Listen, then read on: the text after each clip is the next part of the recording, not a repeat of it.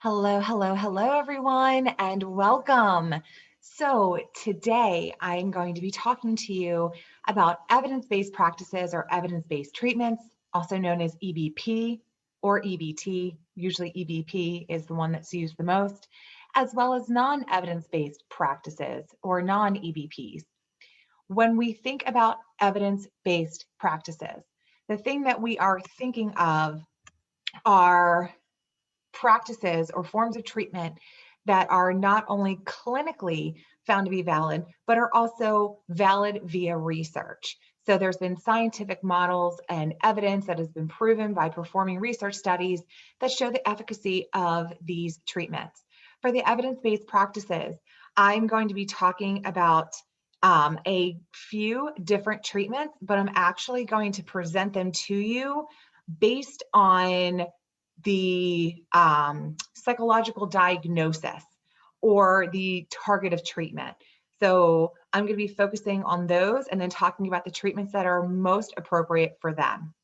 When I talk about the non-EBPs or the non-evidence-based practices, you were provided with a list of a number of YouTube videos that go over what these practices are and where you can get more information. And I'm just going to briefly highlight essentially a Cliff Notes version of what each of these evidence-based, these non-evidence-based practices are, and also why are they even considered.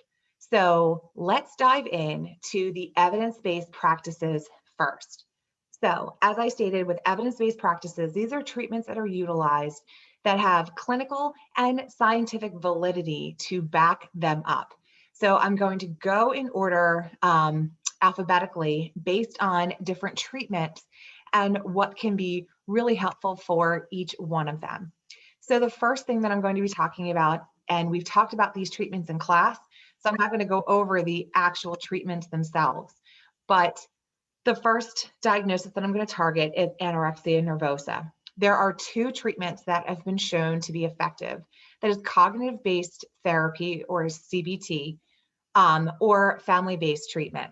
So cognitive behavioral therapy is going to be utilized a lot in our discussion today. So what is cognitive behavioral therapy?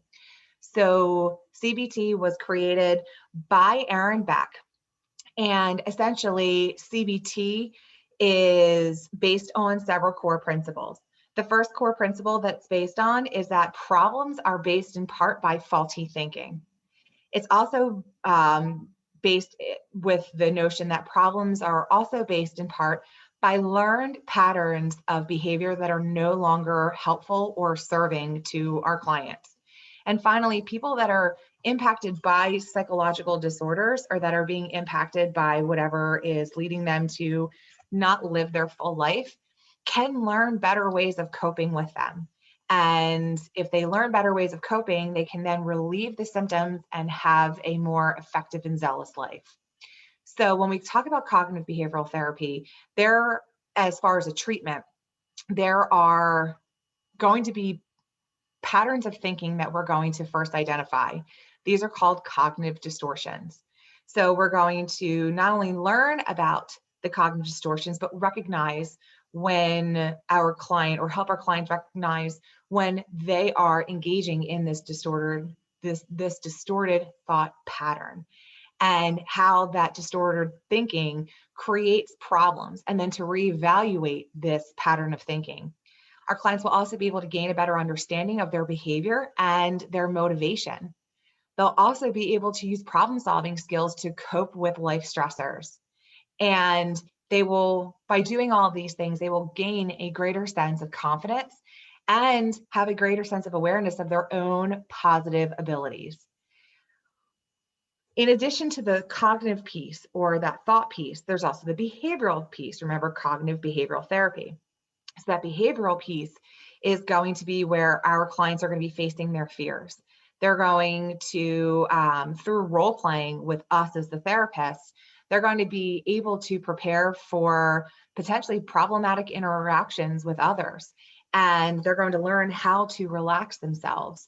They're going to learn these coping skills that can help to to work through these cognitive patterns and through any emotional distress that they may be experiencing. We're also, as therapists, going to help our clients to shift their behaviors, not only in session, where we might see problematic behaviors arise, but also outside of session. In a lot of cognitive behavioral therapy, there are going to be aspects of homework that are given. That homework can be based on psychoeducation types of things where they're learning, they are going to be learning more about their diagnosis or learning more about a skill and then practicing those skills. Or it could be part of bibliotherapy where they're receiving a book in order to address the things that we've talked about in class so that they can work through it outside of class. So that is cognitive behavioral therapy in a nutshell. And you are going to be learning more about this during your time at Rowan, as well as when you go to graduate school. So that is cognitive behavioral therapy. Now, going back to cognitive behavioral therapy in treating anorexia, the way in which cognitive behavioral therapy will help with anorexia is that it's going to typically be used after someone has left rehab for their eating disorder, specifically anorexia nervosa. And it's designed to help to prevent relapse once the client has gained weight. Typically, this can be done inpatient. It can be part of IOP or intensive outpatient, or I should say, and in an outpatient or OP basis. So cognitive behavioral therapy for acute weight gain is designed to restore weight on an outpatient basis, and it's designed for those who are in late adolescence and adults, and it's typically conducted on an individual basis over the course of at least a year. It is recommended usually that they have biweekly sessions once their weight has been stabilized until the therapist deems that you meet typically once a month, and then the client is discharged. With CBT, the treatment is focused on the achievement and maintenance of a healthy weight, especially one at which, especially or more specifically for females, when menses returns. And it will employ behavioral strategies that include the establishment of a regular pattern of eating and not having a list of forbidden foods, while it also focuses on that cognitive piece, like motivation for change and disturbance in the experience of their body shape and weight changing. CBT will also focus on the challenges between personal identity and the illness of anorexia nervosa as a diagnosis. When we look at family-based treatment for those who are experiencing anorexia, this is something that is still being worked out, but essentially it is a very active and it's very structured in how the family is involved in the treatment of anorexia nervosa. It's primarily attributed or utilized for those who are in adolescence and emerging adulthood. And it essentially will help the family to understand what is happening for the person who's being impacted by anorexia nervosa. And it typically happens in 3 phases. So phase 1 is where the family members, specifically the parents, will be in charge of the nutritional rehab and weight restoration, in addition to the support from the therapist. In phase 2, the control over eating is then returned to the person who's being impacted by anorexia nervosa in a structured fashion. And then number 3 is where the psychological development of anorexia nervosa is addressed. It helps to family-based treatment also helps to dispel many of the common myths, and also works with the family who may be experiencing any kind of shame or guilt that they may have caused the client to engage in anorexia nervosa.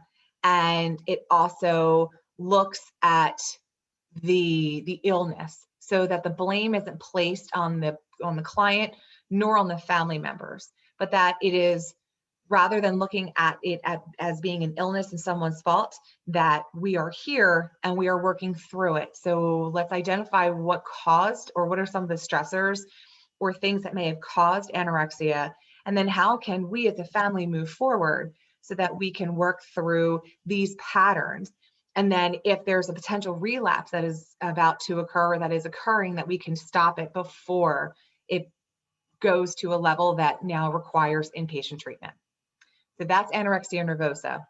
Now let's look at ADHD in adults, or attention deficit hyperactivity disorder. And for that, it's going to be based on cognitive behavioral therapy.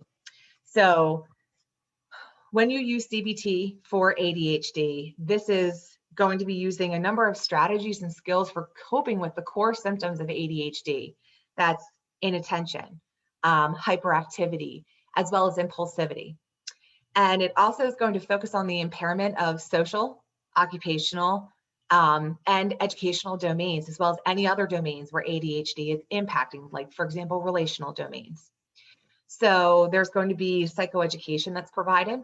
There's going to be training that's provided both in individual and group setting on organization, planning and time management, social and relational skills, effective communication, problem solving, as well as techniques for reducing distractivity and increasing attention span, as well as how we are going to restructure our thought patterns, particularly around situations that may cause distress, which can lead to the inattention and impulsiveness and hyperactivity. When we look at binge eating disorder, very similar to anorexia nervosa in how we are going to be treating this. So there is cognitive behavioral therapy that is being designed for binge eating. And with binge eating, there's typically dietary restraints that lead to an individual or a client to binge, which then further complicates things when more dietary restrictions are placed. So in this, we are going to reduce dietary restrictions by looking at cognitive and behavioral interventions that can help to reduce binge eating. So when we think about dietary restraints, this promotes and maintains binge eating pathology. So the treatment is designed to reduce dietary restrictions through behavioral strategies like self-monitoring behaviors and normalizing different patterns of eating. The treatment is also going to look at these cognitive distortions and dysfunctional types of thinking and beliefs about one's body shape and weight. And by addressing these things and working through them and giving them healthier ways of thinking, that it can help to reduce the disordered eating pathology. When you think about treatments can last anywhere from 16 sessions, which is approximately 4 months if they go once a week, and it can last for several years or as long as it is needed. It's also important to remember that binge eating disorder, even though this disordered pattern of thinking has been happening for a while, it was not recognized by the DSM until the DSM-5 in 2013. In addition to binge eating disorder and utilizing CBT, we can also utilize interpersonal therapy. So when we are thinking about interpersonal therapy, we are essentially looking at something. First of all, interpersonal therapy was originally designed for depression. So the focus is on the interpersonal difficulties in a client's life. So the connection between the problems that the client is facing and the development and maintenance of the disordered eating pathology is identified at the onset of treatment. So essentially you have the intake session, and then during sessions 1 and 2 is when you are going to find out what the problems and stressors are and how this disordered these problems or stressors is establishing or maintaining the binge eating pattern. When you think about interpersonal therapy for binge eating disorder, it can be done typically in individual, but also as well as group format. And there are 3 phases to interpersonal therapy. So the first phase of interpersonal therapy is devoted to identifying specific interpersonal problems that affect the client and choose which one of these areas we're going to focus on for the remainder of the treatment. So In this, there are 4 typical interpersonal problems. That's going to be role disputes, role transitions, interpersonal deficits, and unresolved grief. So it's typically going to fall into one of those 4 categories.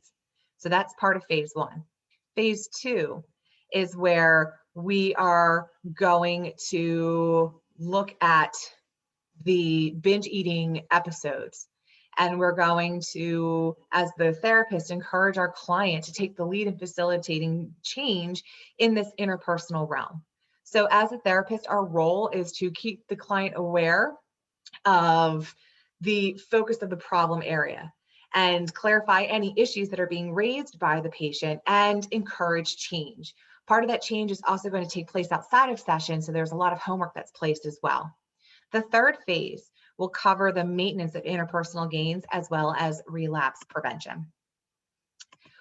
The next one that we're looking at is going to be bipolar disorder. So when we are looking at bipolar disorder, there are several different things that we can look at. There's cognitive therapy for bipolar disorder, family focused therapy, interpersonal and social rhythm therapy, as well as psychoeducation and systematic care. So psychoeducation for bipolar disorder is essentially providing information to our clients about not only bipolar disorder as a disorder altogether, but also bipolar disorder as far as their symptoms, giving them the education as far as what this is, how it's impacted in our brains, how that impacts what we do and how we do it and why we do the things we do, and then look at each individual symptom to see if there's further education that may be needed in order for our clients to live their best life. With this and all of the disorders, it's really important to remember that psychoeducation goes a very long way, and that by providing psychoeducation, we are offering an opportunity for our clients to be able to learn more about the things that are impacting them and to understand their symptoms or any other symptoms that may arise as a result. When we look at the systematic care for bipolar disorder, we are essentially looking at systems level intervention as well as group therapy. So at the systems level, care for bipolar disorder is provided by an outpatient specialty team that's typically going to be comprised of a psychiatrist, any kind of nurses, potentially a case manager, social worker, and then a counselor or a psychologist. They're going to have regular appointments that could be weekly, biweekly, or monthly, and also have access to a phone or to make phone calls as needed.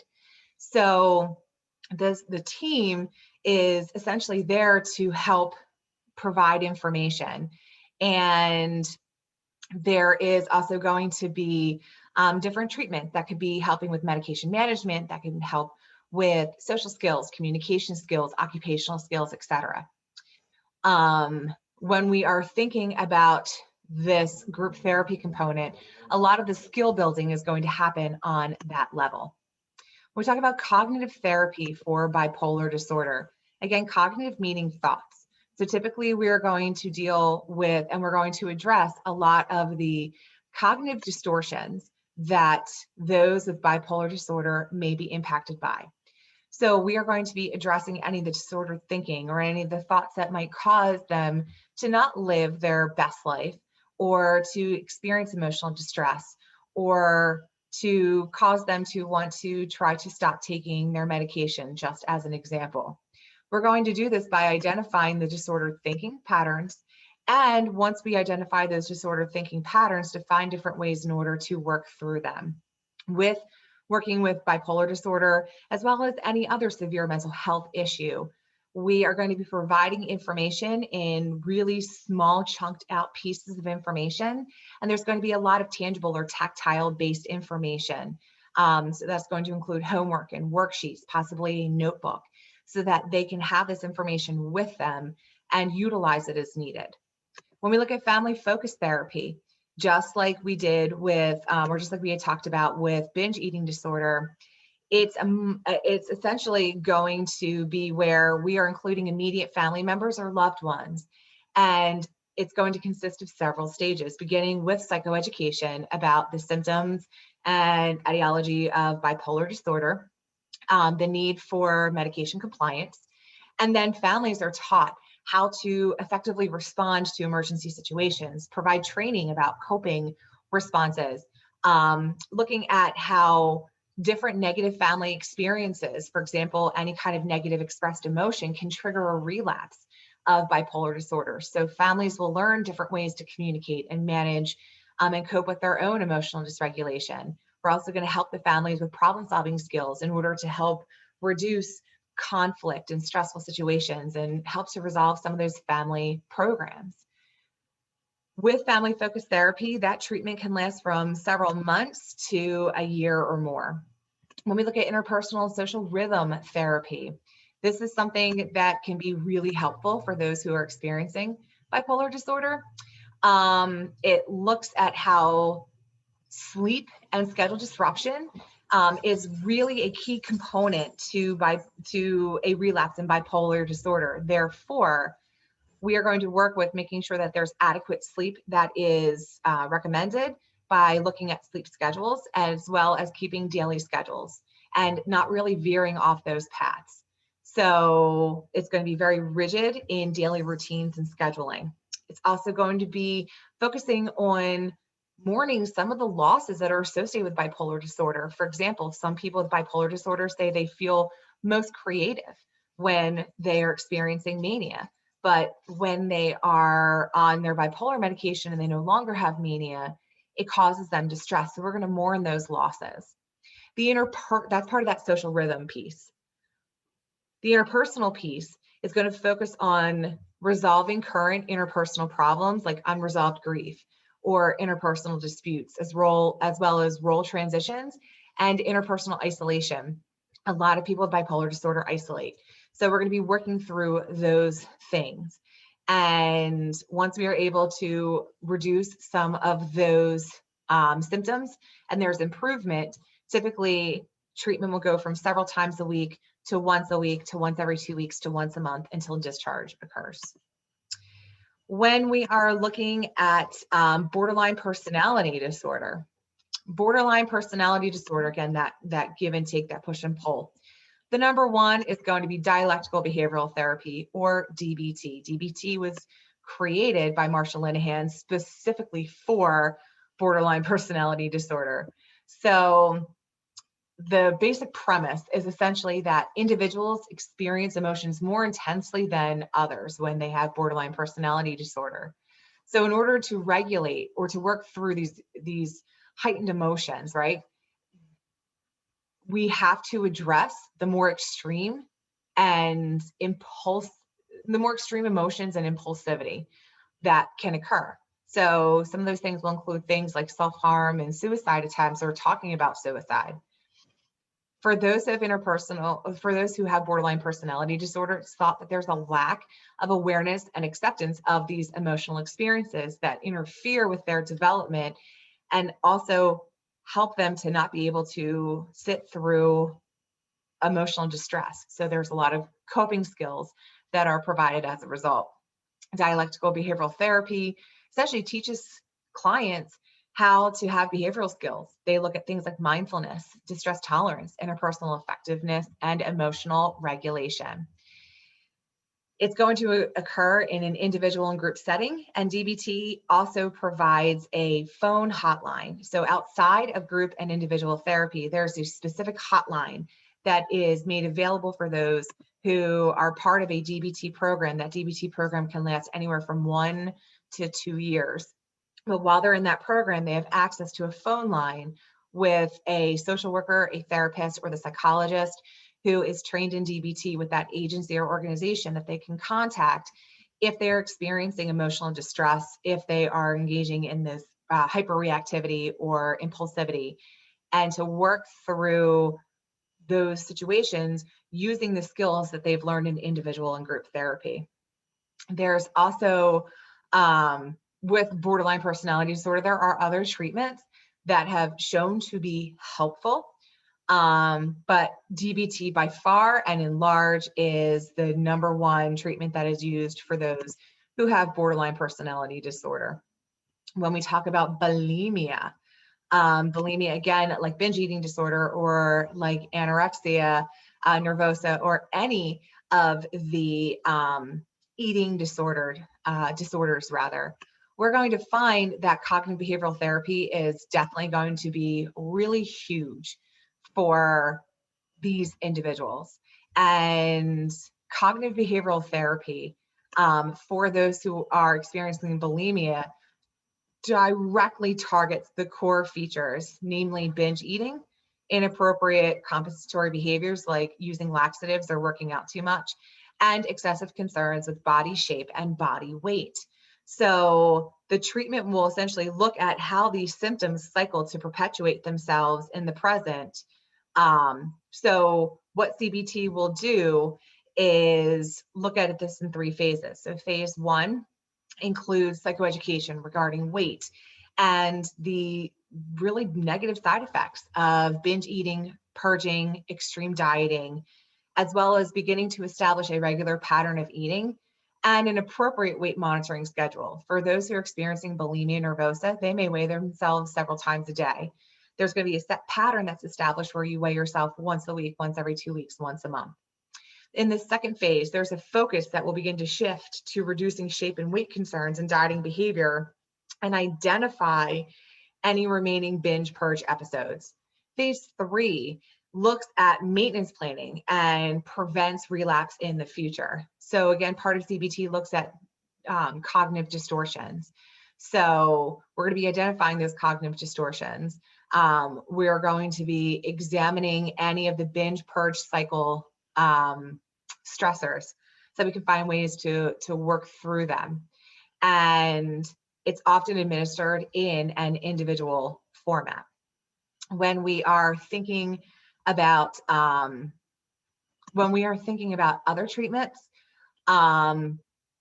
there is interpersonal psychotherapy for bulimia, which has now been shown to be effective, and it's actually a little bit newer. It's one that is recently started being used, but essentially the therapist believes that the symptoms of bulimia are interpersonal issues. So by addressing these interpersonal problems, we can alleviate the symptoms of bulimia nervosa. So interpersonal therapy will help the client understand how these interpersonal factors contribute to and are associated with bulimia. And as therapists, we help our clients to explore, identify, and change maladaptive interpersonal patterns, as well as cognitive distortions. The ultimate goal is that we want them to have more adaptive interpersonal patterns. And by doing this, the bulimia nervosa symptoms will decrease. Treatment is in 3 phases. So phase 1 is on raising awareness of how these interpersonal factors impact their binge purge cycles.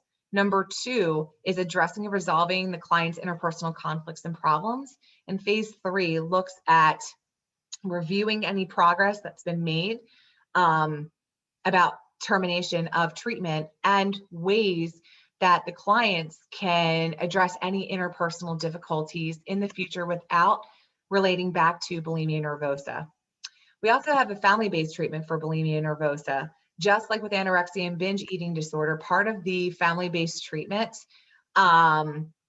is where, especially for adolescents and emerging adults, is where we are identifying any of the family stressors that may lead to the client experiencing bulimia nervosa. And the control is given to the parents or primary caregivers at first to help with creating a schedule and more rigidity, and then over time is given back to the client. Overall, as a family, we're also looking to address any conflicts so that we can resolve them in treatment and help them to create tools and skills to work through them moving forward. Part of bulimia nervosa is also what's called a healthy weight program. And the healthy weight program is 6 sessions that help the client to engage in weight control strategies that don't pose the same limitations or impulsive behaviors that are inherent to the disorder. So that would be laxatives, binging, purging, and excessive exercising. So these healthier strategies include altering food consumption and increase exercise to achieve, that look at ways to keep them healthy. It's also the healthy weight program doesn't look at the thin ideal body. It's not challenged. Binge eating and purging are not directly targeted, and dieting in a healthier way is encouraged. So part of what they do in the Healthy Weight program is they provide nutritional education as part of the treatment to help to inform clients' food choices. It's typically done in a small group setting, so it's usually limited to 4 to 6 people per small group. Now we're going to look at different types of pain. So we're going to be looking at chronic and ongoing pain. So when we talk about chronic health conditions, we are looking at things like fibromyalgia, chronic headaches, different types of back problems, and even problems that are based in like with rheumatoid related conditions, right? So with any of these conditions, the main form of treatment that's used is called acceptance and commitment therapy. So essentially, we are teaching our clients to accept and to learn to live with the pain, and that our clients can limit the control that the pain will have over their life. So acceptance and commitment therapy essentially guides change for our clients to essentially examine their expectations from the elimination of pain to living as well as possible with the pain. And there are metaphors that are created and different experiential activities that are provided. But clients will eventually learn how to utilize different control-oriented strategies and acceptance-oriented strategies in response to the negative internal experiences like pain and discomfort, and explore their personal values and set goals that are consistent with those values in order to improve their overall quality of functioning. This is typically a shorter therapy. On average, it's about 8 to 12 sessions. When we look at depression, there are a number of tools that are utilized. The most common are going to be acceptance and commitment therapy. So with acceptance and commitment therapy, just like with chronic pain, we're using acceptance and mindfulness strategies to help our clients be fully present in the moment and to accept these negative emotions that they're experiencing. The commitment and the behavior change strategies help our clients to change the behaviors in line with their own values, attitudes, and beliefs, and can help our clients to reconceptualize their world that is reduced from things like fear, both in thoughts and feelings, fear of memories, or avoided physical sensations. Cognitive behavioral therapy is definitely one that is used a lot, especially with cognitive distortions, and how those cognitive distortions impact our client and their ability to essentially live their best life. So part of what we do in cognitive behavioral therapy is that we identify the thoughts, those cognitive distortions, how they impact the emotion, which is typically sadness or any similar related depressive symptoms, and how that impacts their behaviors. So when we change the thoughts from a negative to a positive one, we can then begin to shift our feelings from those that are more sad to those which are more neutral or even pleasant, which will then shape their overall behaviors. There's also emotion-focused therapy for depression. And with EFT, there are 3 phases. There's being aware of the emotion, there's regulating the emotion, and there's utilizing the emotion for transformation. So clients are going to learn the awareness of their emotions, deepen these emotional experiences, understand unhealthy emotional responses so that they can be more regulated, or use different patterns in order to adapt to situations, and use healthy emotions in order to guide action. Because emotion-focused therapy essentially is designed to help clients to identify, utilize, and process emotions. So in EFT, they look at depression, that depression is essentially thought to inhibit the process of emotion and experiences, causing a client to avoid or repress these experiences and emotions.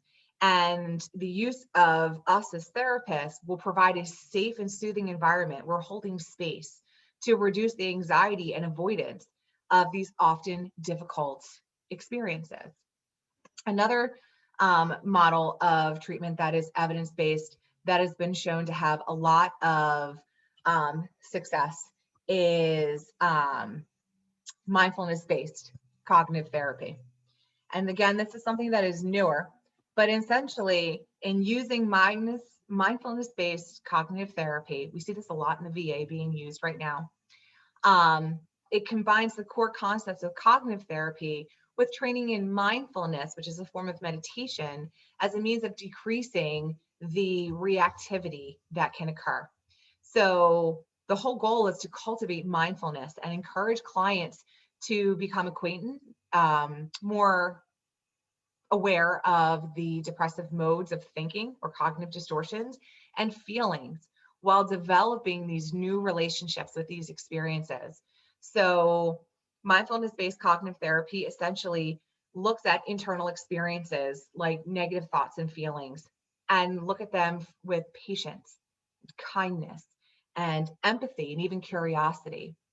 And through this, you can create a new network of modes. So rather than focusing on a negative mode of thinking and feeling, these are now reactivated to be more positive. And whenever there is a potential for relapse, to be kind to ourselves and to be curious into finding out what is causing this, and then utilize the skills that are learned in order to help us work through the depression or depressive episodes. When we're looking at disorders that can occur in childhood and in adolescence, again, a number of things that can be really helpful. But a lot of these evidence-based practices that we're going to utilize are primarily going to be around family-based therapy, where we will work with the family in order to identify some of the, we provide them with education and any of the stressors that may be leading to the behaviors that are occurring in childhood and adolescence, as well as arming the family as part of the team to work through these issues or concerns. We also do a lot of behavioral modification. So recognizing what's happening for the child or the adolescent through looking into interpersonal therapy to find out what these internalized experiences mean to them, or utilizing cognitive therapy to find out what the thoughts are that are leading them to engage in these behaviors. And then part of behavior modification is using a rewards and punishment type of system in order to replace the negative behaviors with more positive behaviors. So a lot of this is based off of operant conditioning. And through behavior modification, we can reduce the symptoms that are occurring in the child or the adolescent. And it's typically done in a team format. So not only are the parents involved, but also the school is involved as well, or any other organization that works with the child. So if the child's involved in an activity like soccer or karate, they would be involved with this as well. Part of working with disorders in childhood and adolescence is also going to be very much getting the child or the adolescent on a regimented schedule, including making sure that they get adequate sleep and making sure that there are opportunities or scheduled times for break. That break could be things like, instead of having them do 6 hours of homework at the same time, break it up so that they do homework, say, for 30 minutes and take a 5-minute break, or do it for 45 minutes and take a 15-minute break. By giving them a break and getting them to do something that might be physically or cognitively or both stimulating, it can help to reduce some of the behavioral symptoms in children. When we are looking at anxiety or any kind of generalized anxiety, we are going to find that cognitive behavioral therapy is definitely the one that is utilized the most. So typically what happens is that the thoughts, feelings, and behaviors are often interrelated. So when you alter one, whether it's the thought, the emotion, or the behavior, you alter the rest. So a hallmark of generalized anxiety disorder is excessive and uncontrollable worry, right? And this is typically perpetuated by cognitive distortions about the utility of worrying, and continues to become more problematic because it repeats the worry instead of problem solving. And there's difficulties in relaxing, and unhealthy behaviors like attempting to avoid or repress what's causing them to worry. And so what we do is we offer techniques on relaxation and problem solving. And, you know, some therapists may actually schedule a worry time, as well as other pleasurable activities, and control the exposure to different thoughts and situations that are being avoided.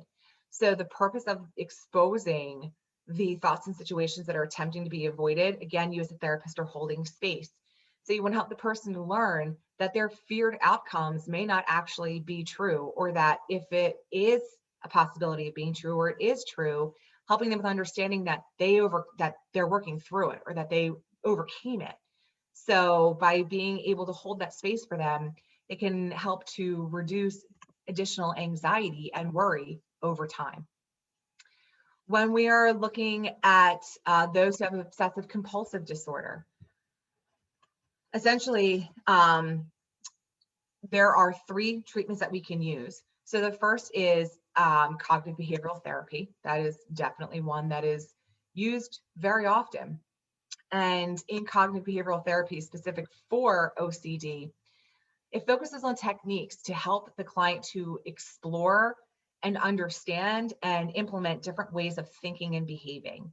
So the underlying premise assumes that OCD experiences are distorted, and they're often dysfunctional related thoughts about themselves, the world, the future. And by obsessing over these things, it causes fear and anxiety and worry. And that in cognitive behavioral therapy, we help them to identify, challenge, and modify these ideas, and adopt behaviors that are more functional, that don't impact their life too much. There's also exposure and response prevention for obsessive compulsive disorder. And what this does is there's a repeated confrontation of the thoughts, images, objects, and situations that make our clients anxious and can create to them starting their obsessions. So we essentially are trying to help them confront their fears and just continue their escape response, which is seen in the compulsions. So eventually we will reduce their anxiety, which are the obsessions. So by reducing that, we will also reduce the compulsions. And it's typically a treatment that lasts anywhere from 3 to 6 months. And finally, acceptance and commitment treatment or therapy. And ACT, essentially, we try to challenge the relationship that our client has on their thoughts, feelings, and behaviors that are being feared or worried. We hold space for them to help them to accept these thoughts, feelings, and behaviors, and then use mindfulness strategies to teach our clients how to decrease avoidance and attachments to these thoughts, and increase their focus on being in the present. And over time, clients will learn what their goals are and start to commit and implement these behavioral changes. So that is obsessive compulsive disorder and ACT. When we look at panic disorder, in examining panic disorder, there are 3 treatments that can be helpful. But the first is applied relaxation. In applied relaxation, essentially what we are doing is that we identify situations and where panic is going to occur. We identify panic cues. And then we teach our clients things like progressive muscle relaxation and related skills so they can learn to become more relaxed more quickly over time. We also, and that's when they're not experiencing panic, we then start to implement some of those cues in session so that they are in the presence of panic cues, and then we work with them to work through some of these coping mechanisms. So then we can start to mirror what real life situations would be like that could cause panic. And they now have the tools and the skills based on these cues, and they've worked through them in session with you, and they can start implementing those skills outside of session. The next form of treatment that we use for panic disorder is cognitive behavioral therapy. So essentially what ends up happening is that we essentially aim our clients.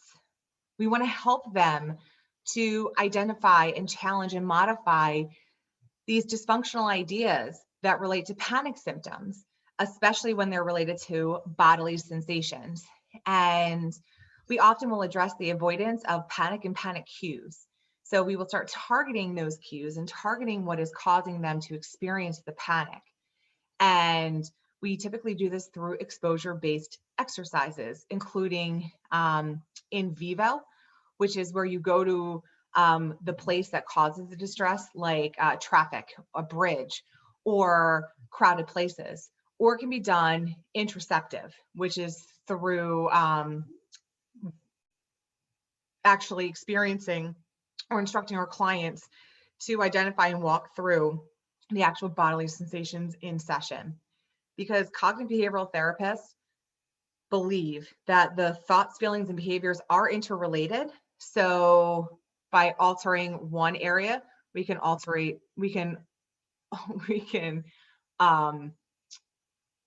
help with all areas of functioning. Finally, psychoanalytic. So psychoanalytic therapists, essentially, when it comes to panic disorder, they uncover some of those unconscious thoughts and meanings of the panic. And the treatment will focus on the psychodynamic conflicts that can take place. This can include things like separation or difficulty with managing anger. So the psychoanalytic treatment also will provide a way to utilize transference, where the client transfers whatever is happening onto the therapist in order to work through some of those unconscious conflicts. When we are thinking about panic disorder, often you will find that applied relaxation and cognitive behavioral therapy are used in conjunction. And if there's a barrier, then that's when psychoanalytic theory and therapy will come in order to offer support. When we talk about post-traumatic stress disorder, or PTSD, there are a number of things that are utilized. The one that's used the most in VA hospitals is called prolonged exposure. And prolonged exposure is an additional treatment that you can get a certification for once you receive your master's, is where you provide imaginary exposure. So you recount the traumatic memory or event and process revisiting that experience. You also provide in vivo or real world exposure where our client will repeatedly confront trauma-related stimuli that are now safe but were once avoided. The premise behind prolonged exposure is that repeated exposure to trauma-related thoughts and feelings and situations will help to reduce the power that this trauma has over the distressing emotions that one is experiencing. EMDR, or eye movement desensitization and reprocessing, is another treatment that is used for PTSD. And EMDR pairs eye movements with cognitive reprocessing of the traumatic memories. This is, again, another therapy that you need to have a master's for, and then you go for additional training. Prolonged exposure is typically a 40 to 100 hour training, depending on where you have it done at. EMDR is typically 2 weekends, and then you get paired with a specialist who will oversee at least 100 hours worth of sessions before you can become EMDR certified. So there are several phases in EMDR. So in phase 1, this is where we look at relaxation as part of affect management techniques. So the second stage is processing. So this is where the client will describe the traumatic memory or event and identify and label the images and the beliefs, and also the physiological or body-related sensations that are elicited by what they've experienced. So the EMDR therapist will instruct the client to focus on these aspects of the traumatic memory while the client moves their eyes back and forth, and they typically follow an object. So that could be a finger that goes like this. But the client, as they're thinking about this, will watch the finger and have their eyes go back and forth. So by tracking the therapist's finger, this is called bilateral stimulation. You also can use things like finger tapping. So they can tap their thigh or tap their palm. So the theoretical basis for EMDR is that PTSD symptoms result from processing and that has gone wrong. So the integration of sensory, cognitive, and affective elements of the traumatic memory occurred in a way that's not healthy for our clients. So the bilateral eye movements or the bilateral stimulation help to facilitate information processing and integration, which will allow the clients to fully process what happens versus asking them to or having the client avoid or repress those situations. Even though there are the last one they'll look at, which is used a lot again in the VA, but also by a lot of psychologists, civilian psychologists, is called cognitive processing therapy, or CPT. And in cognitive processing, this focuses on the question of why the trauma occurred and then the effects of the trauma on the client's beliefs about themselves and others in the world around them. So the basic premise of cognitive processing therapy is that if you change the content of the cognitions about the trauma, this can impact emotional and behavioral responses to the trauma. These three therapies are most utilized for post-traumatic stress disorder. There are others, but these are the most commonly used treatments that are out there, and they're the ones that I wanted to highlight the most. Now let's look at schizophrenia. So we talked a lot about schizophrenia in chapter 15. So I'm not going to go into too much about it. One thing that can be really helpful is family psychoeducation. So again, that's where you get the family involved and you provide psychoeducation about the positive and negative symptoms of schizophrenia, what schizophrenia is, what's the etiology, what are, ways that it can be worked through, and how can the family become part of that treatment team to help support their loved one through dealing with schizophrenia. In addition, any kind of family-related stressors that their loved one who has schizophrenia has caused can be alleviated during family-focused therapy, or FFT. Another one I think is really interesting to highlight for schizophrenia is called cognitive remediation. And when we think about cognitive remediation, we need to talk about cognitive functioning. So this is things like executive functioning, learning and memory, process speed, and attention. And these are things that are often impaired with schizophrenia and other severe mental health issues.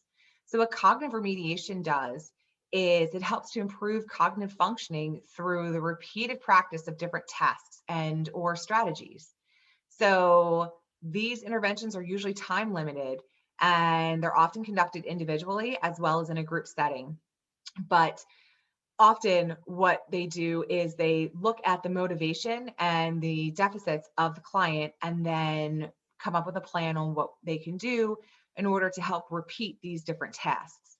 So the goal of cognitive remediation is to improve cognitive functioning. So it can be helpful, and it has been shown to be helpful for those who have schizophrenia and other severe mental health issues. There's also acceptance and commitment for psychosis. It's about understanding that psychosis may be part of their life, and rather than avoiding or repressing it, by gently leaning into it and accepting this as part of their life, as well as using different relaxation techniques and coming up with the cues that can lead to the psychosis. That by implementing different relaxation techniques as well as mindfulness practices, that we can reduce the incidence of psychosis from occurring. I also want to talk about social anxiety disorder. This can also be kind of lumped in with anyone who has any concerns with things, for example, like public speaking. So cognitive behavioral therapy by far and large is going to be super helpful for anyone who has social anxiety disorder or SAD. So what typically will happen is that the cognitive part of cognitive behavioral therapy will focus on modifying these cognitive distortions and beliefs that social failure and rejection are likely to happen. Exposing them to different situations, which is part of that behavioral piece, helps to gradually encourage the individual to enter these feared social situations and remain in them, and then use skills and techniques learned in session to understand that they happen, but that they were able to work through it. So ultimately, again, cognitive behavioral therapists believe that thoughts, feelings, and behaviors are interrelated. So when you alter one of those things, whether they're the thoughts, the emotions, or the behaviors, you alter the rest. When we are talking about specific phobias, because again, these are things that do happen, exposure therapy is what is most often utilized. And it's really the only thing that can be very helpful with exposure, with social phobias, is by exposing them to it. So these are essentially behavioral approaches that help to expose the phobic client to the stimuli that frighten them. So the specific phobias are often maintained because of avoiding that stimuli, so that so our clients don't have an opportunity to learn that they can tolerate fear and that they are able to take care of themselves during that situation.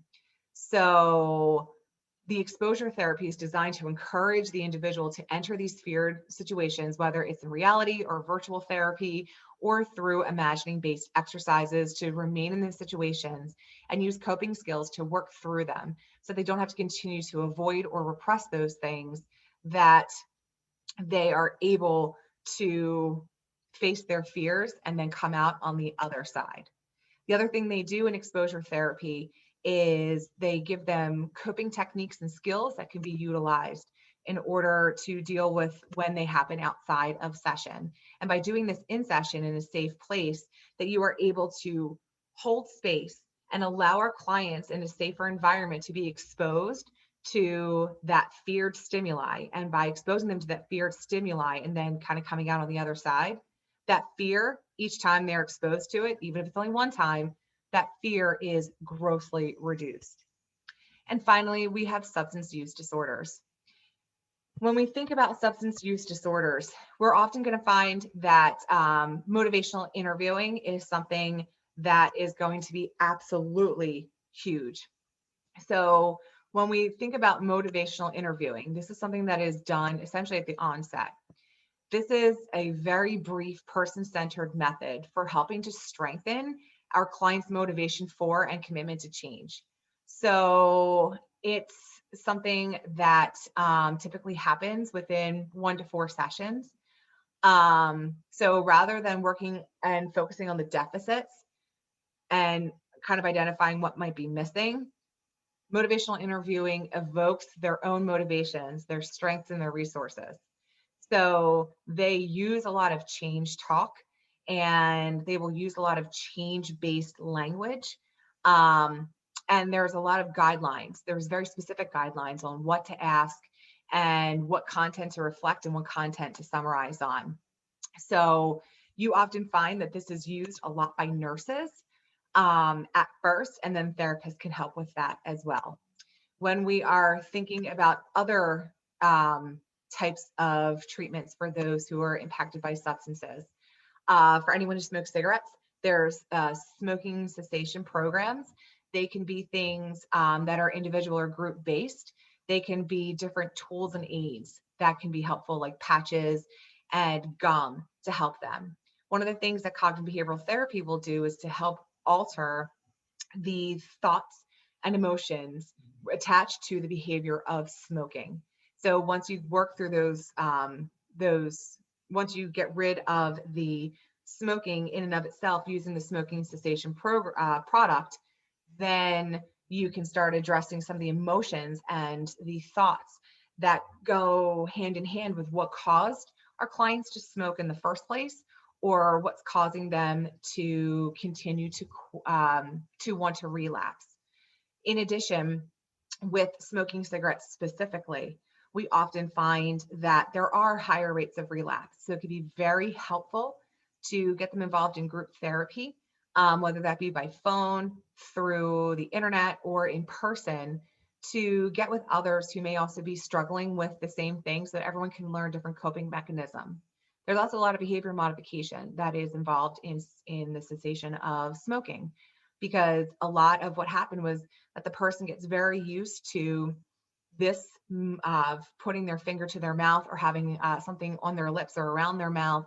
So it's talking about the cues that led them to want to smoke, and then replacing the cigarette with something else. That could be with things like gum or chewing on a straw or something of the like. When it comes to alcohol, a lot of what we're going to be looking at is going to be couples or family based, because with alcohol use disorders, it's often going to be something where the addict, the person who is addicted to alcohol, is usually engaged in a codependent relationship. So there needs to be either the couple or the family system that is involved to understand what led the person to want to consume alcohol and how that person may be contributing without recognizing that they're doing it, or doing so in a way that they're not even addressing their own problems with alcohol. So typically what happens in that type of treatment is that the individual who is impacted by alcohol will be in individual counseling as well to work through their stressors. And then the family or the couple system will also be involved in therapy. And a lot of it will be based on psychoeducation, ways that they can go about breaking some of the dysfunctional interrelational patterns that led the individual to drink. They'll also learn things like effective problem solving skills, anger management, and effective communication skills. So the person who's involved in alcohol treatment gets a lot of treatment at once. It can be very overwhelming for them. This is often going to also be supported by things like 12-step groups, specifically Alcoholics Anonymous, and the family or the couples or the other couple would go to Al-Anon, which are for those who have been impacted by their loved one who has a drinking problem. And by utilizing all these techniques in once, you can help to reduce the amount of relapses that may occur. Then we also have what are called prize-based contingency management. For any substance use disorder, what you find with contingency management is that this is a very basic behavior modification type of exercise. So this is where you monitor the behavior that's targeted for change, and you also reinforce the behavior each time it occurs by using these reinforcers. So it's very much based in operant conditioning. So rather than using the substance, whether it be heroin or cocaine or alcohol or cigarettes or marijuana, so rather than using it, if you replace that behavior with something else, you get essentially a prize for it. So this could be, this could be a pack of gum, or it could be a token towards a massage, and you have to get 12 tokens to get the massage, right? So it can be, excuse my dogs in the background. So typically you're going to use operant conditioning and use these positive rewards in order to evoke change. When you think about contingency management based on this prize system, which is essentially a fancy way of saying behavior modification, you are often going to have an opportunity for this to last for anywhere from 2 to 12 months. But usually it's also going to coincide with aspects of cognitive behavioral therapy in order to start shifting the thoughts and the emotions and or the behaviors even more. So now that you're shifting those behaviors, you're going to focus a lot more on the emotions and thoughts. And when a relapse is occurring or is about to occur, that you are also able to then address on those thoughts, which can then impact the emotions and deter those behaviors. So contingency management or prize-based contingency management and CBT can be used interchangeably. So I hope that this was helpful as far as talking about evidence-based treatments. So I gave you a list of non-evidence-based treatment options that are also out there. So again, I'm just going to kind of summarize them in a nutshell so that you have an understanding of what these are. So these things are things that have been found to be clinically relevant, but don't have the scientific knowledge to back them up. So Chinese medicine and Ayurvedic medicine is typically a number of things like herbs and teas that could be utilized, and they're typically mixed specific for the person or the ailment that can help them to experience a reduction of those symptoms. Reflexology is essentially where you are using different pressure points of the foot to help alleviate any of the physiological symptoms that one might be experiencing, or the bodily symptoms that one might be experiencing. Homeopathy and naturopathic medicine are very similarly related in where they use herbs and teas and other things from nature in order to help to treat a specific bodily ailment or mental health related condition, or both, without using traditional Western medicine like prescriptions. Then you have Tai Chi and Qigong. These are Asian, specifically Chinese-based interventions that utilize very methodical and purposeful movements in order to help to achieve more relaxation. A lot of it is also grounded in what we utilize for progressive muscle relaxation, that by these slow and meaningful movements and then holding certain muscle groups, you're helping to alleviate any of the tension that your body is holding. Meditation is where you are using you are using different techniques to help bring you back to the present space so that you get out of your head and into that present moment. Guided imagery is a form of meditation where you imagine, like you see in the background, a tropical area. And part of guided imagery would be to have the person really think of and imagine that place and stimulate the use of all of their senses in order to get into that present space. Mindfulness is another way to help with relaxation, to bring someone to the present by using deliberate breathing movements. Yoga, very much like Tai Chi and Qigong, use different poses in order to stimulate the release of tension in our bodies. And with yoga, this is full body movement, whereas with Tai Chi and Qigong, there's more adaptability to those who may not have full body function. Hypnosis is where you go to an altered state in order to shift the unconscious thoughts related to an ailment or an issue or a situation that's causing distress. Music therapy is where you are utilizing different beats and you are utilizing lyrics and anything related to music by playing instruments or by using the lyric writing part as a creative outlet to help with expressing one's thoughts and emotions in a behavioral outlet that is healthy. Art therapy is very similar. Instead of using beats and music, you are using fine arts as a form. So that could be painting, that can be sculpting, that can be drawing. Animal therapy or animal assisted therapy can be called AAT or AT.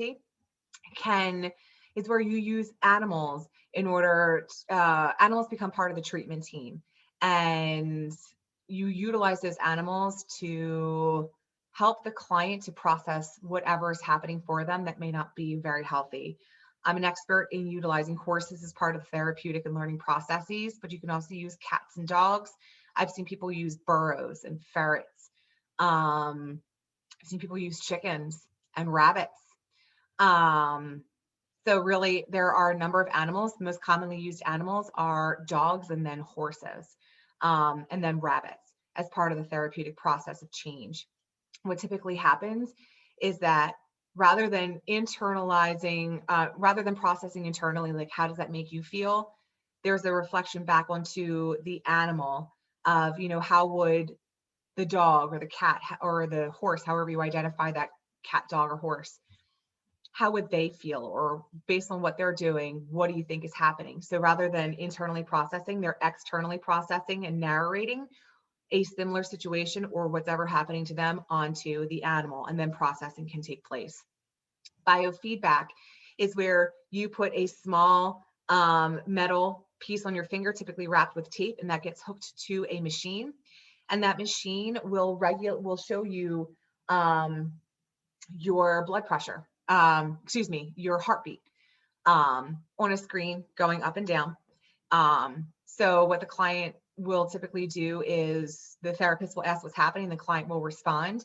And depending on how the client responds, if there's higher spikes or more frequent spikes, then we know that this is something that's impacting our client. So we're then going to work on different ways for them to cope through that situation and use things like guided imagery and their coping mechanisms all at once to see if that helps to reduce the number of spikes. Finally, you have Reiki. Reiki is where you use your own personal energy, and you go to someone and you typically lay hands close to them, but not necessarily on them. And by using your own energy as a Reiki master, that you are helping to use your energy to combat the client's negative energy, or to help to take their negative energy and replace it with your positive energy. And then you dispose of the negative energy. And by doing this, you can help to alleviate stress and tension that's building up in one's body. These, again, are clinically considered relevant and valid, but have no empirical evidence to back it up, but yet they are still consistently used. So if a client comes to you and says that they're using a complementary or alternative method, it's important to note asking them what it is, how often they're doing it, and if they're finding any success in it. We don't want to tell them, oh, well, that's not a good treatment because it's not empirically based, or it's not, an evidence-based practice. Just because it's not evidence-based today doesn't mean that many of these aren't in the process of becoming evidence-based practices. The more research we are able to do on them, the more we're able to find the efficacy in them. Ultimately, though, with a complementary and alternative medicine, these are treatments that can be used in addition to evidence-based practices and drug therapy to help our client live their best life. So if these things are not harming them physically, physiologically, or psychologically, and are helping them to attend to their activities of daily living and their job and their interpersonal relationships, then we can look at that as being a success. So hopefully this was helpful for you. If you need more information, please feel free to reach out to me via email. Chapters 8 and 15 look at bipolar and depressive disorders, as well as severe mental health related issues, especially in the biological and drug therapy related realms. So hopefully you've been able to watch those videos and found it helpful. This video complemented by offering some treatment options on specific disorders, as well as how complementary and alternative medicines, or non-EBPs, can also be helpful for treating our clients. As always, if you have any questions, comments, or concerns, don't ever hesitate to email me. And until I see you again, have a great one and be well.